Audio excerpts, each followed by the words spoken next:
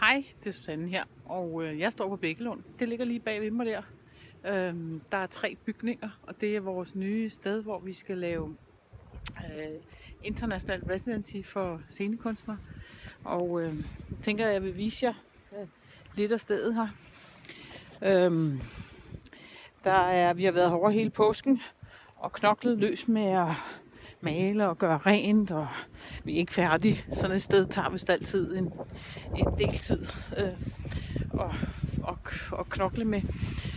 Vi har i hvert fald nok at tage os til de næste par år, og vi håber, at der kommer en hel masse kunstnere herover og bruger det, og måske hjælper os også tager det ind, så det skulle gerne være et hjem for andre end os. Se, der er skiltet med Bækkelund der. Det her, det er den store sal, gammel maskinehal. Se lige den smukke gård her. Jeg er meget vild med den her indre gårdhave, som Anita Sej har anlagt. Og her har vi vores hovedhuset med, der skal vi sidde op til sommer, tror jeg. Se lige der skal vi simpelthen bare sidde og hygge os. Og her har vi, det er det gule hovedhus, hvor der er 200-220 kvadratmeter bolig. Her har vi knoklet med at få et pillefyr til at fungere, så der kunne blive lidt varmt. Og her kommer vi så ind i den store sal, dansesalen. Se lige, hvor flot den er. Det der virkelig flotte loft her. Se, vi har faret og vasket gulvet, så det ser nogenlunde ud. Men det er et råt sted. Det kan bruges om sommeren. Det er prisen for at bevare den smukke struktur, at der ikke er så sindssygt varmt her. Men om sommeren, så kan det virke ganske fint. Så her regner jeg med, at der bliver fuld aktivitet hen over sommeren med folk, der prøver at lave workshop, yogaklasser, hvad man nu kan finde på af ting og sager.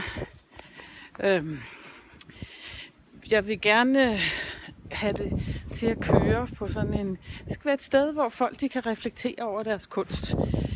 Et roligt sted, hvor der er plads til, at kunstnere kan komme og arbejde på nye projekter, workshops, men også forestillinger, man skal lave prøveforløb. Nu går vi ind i stallen. Det er den anden del af stedet her. Og herinde, kan se her, der er sådan en rigtig klassisk gammel stald.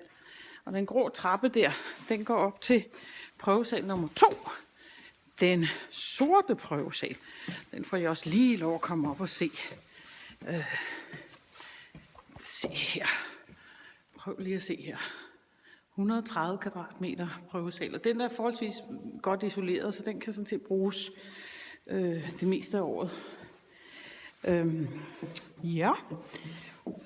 Og her i stallen i øvrigt, der tænker jeg, der kan man, hvis man har brug for at stå og arbejde mere visuelt billedkunst, så kan man få en plads her og stå og arbejde lidt og lave nogle flotte ting. Vi kan jo bruge hver en krog. Der er jo altså også masser af arbejde eller masser af plads udenfor, som man kan bruge til ting og sager. Jeg skal lige vise jer her. Det er min søns yndlingssted. Det er vores ruin. Se her. Der er sådan et skønt hjørne dernede. Han glæder sig til, at han skal rydde op og lave et lille romantisk hjørne, tror jeg. Så går vi lige over i annexet, vores annex, som Anita har fået lavet her for nylig, så det er forholdsvis skønt. Så den er en egen lejlighed på 130 kvadratmeter, tror jeg, der er her. Se her. Der er simpelthen en skøn stue. Se om jeg kan få den til at virke ordentligt. Der er masser af lys her. Det bliver rigtig skønt, især om sommeren.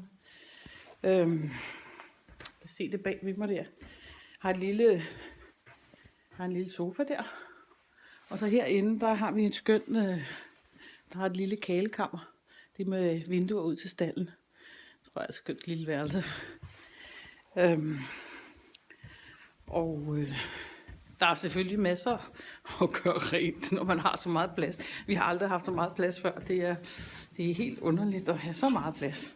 Så går vi lige op. Så skal jeg altså bare lige tage fast på, den er lidt stejl, den her trappe. Så heroppe ovenover det øverste etage,